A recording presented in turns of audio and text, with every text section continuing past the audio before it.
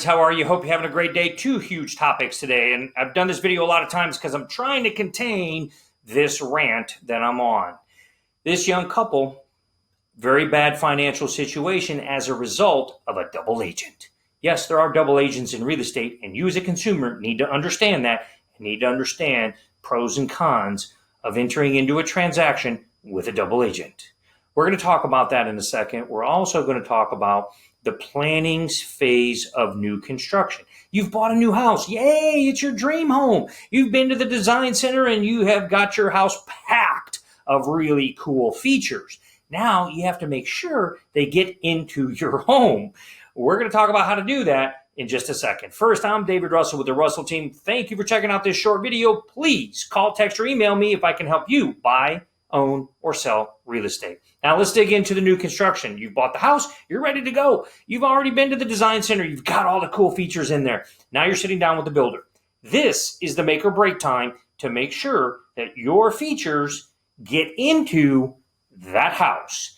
Look to the right, or look up here on the screen somewhere as an example of what a builder gets. A builder receives from the architect for your home a naked plan of that house. It does not have annotated on it any electrical, where the flooring is, where's the carpet, where's the tile, where's the wood, does it have any of those materials? Where do the speakers go in the house? Is it halogen lights? Is it low volt? What kind of lights? None of the electrical is in there. None of the where's the hose bibs go on the house? Where do you want your hoses? Lots of items in that list of amenities that you've paid for and finished out items that you've paid for at the builder design center are not on that plan. And if you don't add them to the plan, you're not getting it. A couple quick examples. You have surround sound in your living room. Where do you want the speakers? If you don't put it on the plan, you're not getting them. Where do you want your internet, Ethernet connections? If you have hardwire Ethernet in the room, what wall do you want it on? Do you want it in the middle or one end or the other end? You're having an electrical outlet installed in the floor of your office. Where? If you don't put that on the floor, not happening. There are many, many items in your list of purchases you made at the design center that need to get added to the plan. That's what all that red writing is on the plan example that you see here.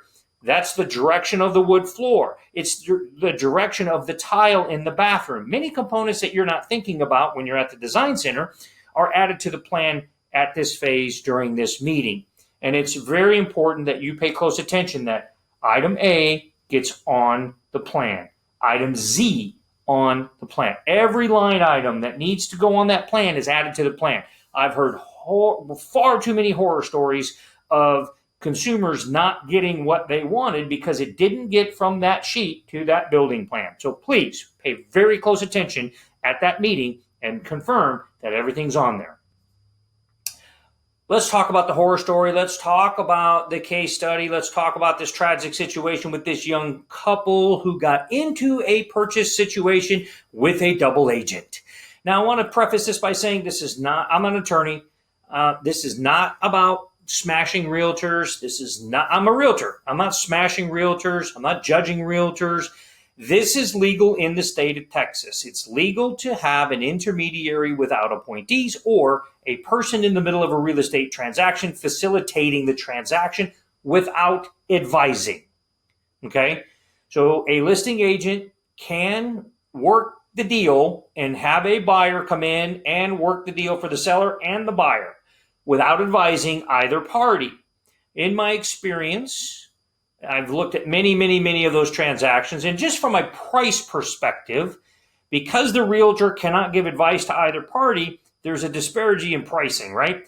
Very rarely have I seen that it appears that it was fairly executed and that the seller got a fair price and the buyer paid a fair price. It's usually very slanted, because the agent is not working for either party in this example. They are working for no one but themselves. Legal in the state of Texas, not passing judgment on the agents that do this. There are a lot of good agents that do this. We don't, because I just don't feel comfortable with it. So in this particular case, this is what it was. It was a personal family friend of the buyer, young couple, first-time home buyers, went into this contract. I don't know what they knew or didn't know and understand about how the process works. But at the end of the day, They bought a house that has a ton of problems with the plumbing, and it's going to cost tens of thousands of dollars to fix. And they knew about it during the process, but were told they couldn't do anything about it other than take a small dollar amount. They took a $3,500 concession from the seller when you can't fix a leak under the house for $3,500. It cost you $5,000 to dig the hole and repair a little piece of pipe this big. So unfortunately, they did not have their own advisors, and therefore they didn't know what to do.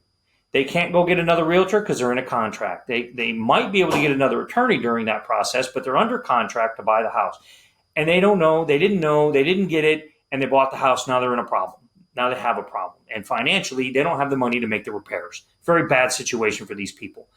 My advice to you as a consumer is have a very clear, crystal clear understanding of what an agent can and cannot do for you if you're in an intermediary without appointee situation, double agent situation. There's an example here highlighted in yellow. You can read exactly how that agent has to process that. But the bottom line for you as a consumer is know this: you are on your own. And if you're not comfortable navigating a real estate transaction and all the litigious components of that on your own, then make sure you have your own representation. I strongly recommend you always have your own representation. I don't believe it's worth it for you as a consumer to go into an intermediary without an appointee relationship. There's just too much risk for you.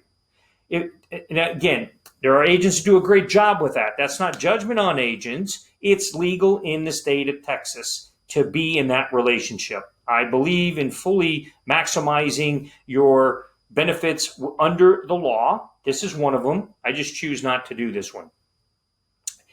Please be careful. If you're in an intermediary without appointee relationship, be very crystal clear what that agent is going to do for you. And do they have a loyalty to the other side? They may. You want to be very, very careful about that. Unfortunately, not everyone is honest, folks. If there's anything I can do to help you with your real estate, please call, text, or email me. I'm here to help you. Have a great day.